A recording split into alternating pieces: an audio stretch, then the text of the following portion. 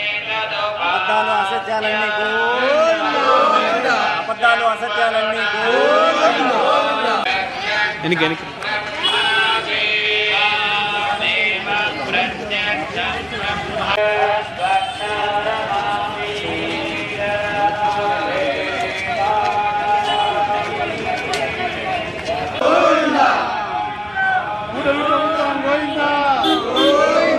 కూటమి ప్రభుత్వం గోవిందా, కూటమి ప్రభుత్వం గోవిందా, ఈ దెబ్బకు పవన్ కళ్యాణ్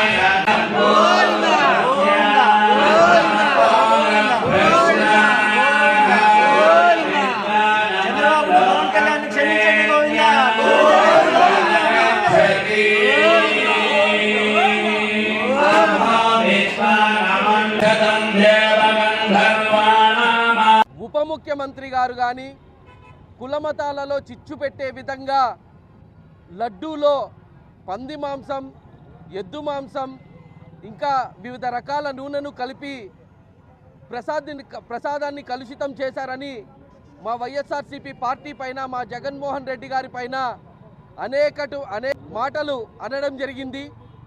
ఒకసారి ఆలోచించుకుంటే ఈ కూటమి ప్రభుత్వం ఏర్పడిన తరువాత మీరు చూసుకుంటే ఫస్ట్ కల్తీ నెయ్యి వచ్చింది గుర్తించింది ఈ కూటమి ప్రభుత్వంలోనే. అవునా కాదన్నా? ఆ నెయ్యిని శాంపుల్స్కి పంపించింది ఈ కూటమి ప్రభుత్వమే. దాంట్లో పంది కొవ్వు, ఇంకో వివిధ రకాల కొవ్వులు ఉన్నాయని గుర్తించింది ఈ కూటమి ప్రభుత్వమే. సో నేను అనేది ఏంటంటే, ఎవరి ప్రభుత్వంలో తప్పు జరిగిందని అనుకుంటున్నారు?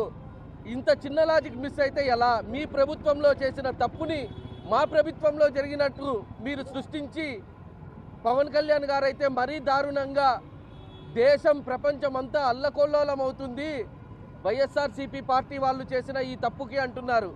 సార్, మీరు మతాలలో చిచ్చు పెట్టే విధంగా అసలు ఈ లడ్డూ గురించి ప్రస్తావనే లేకుండా మీకన్నా ముందు తెలిసిండాలి అందులో ఆ కొవ్వు కలిపినారు అని.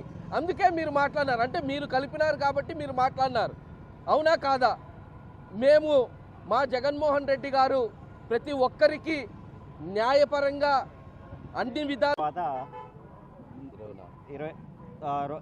గడిచిన ఒక 2-3 నెలల సమయంలోనే ఒక దారుణమైనటువంటి విష ప్రచారం మొదలు పెట్టడం జరిగింది. ప్రజలందరూ ఒక అయోమయ స్థితిలో ఉన్నారన్నమాట.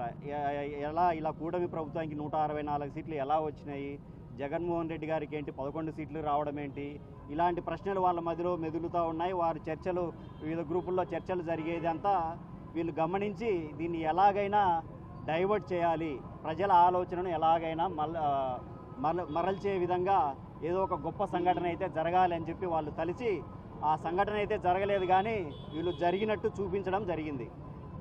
చంద్రబాబు గారు సాక్షాత్తు ముఖ్యమంత్రిగా 4వసారి ముఖ్యమంత్రిగా అయినటువంటి చంద్రబాబు గారు ఆయన వయసుకు తగిన విధంగా ప్రవర్తించకుండా జంతువుల కొవ్వుతో కూడినటువంటి నెయ్యిని లడ్డూ తయారు చేయడానికి వాడడం జరగడం అనేటువంటిది, ఆయన చెప్పడం అనేటువంటిది నిజంగా ఒక బాధాకరమైనటువంటి విషయం.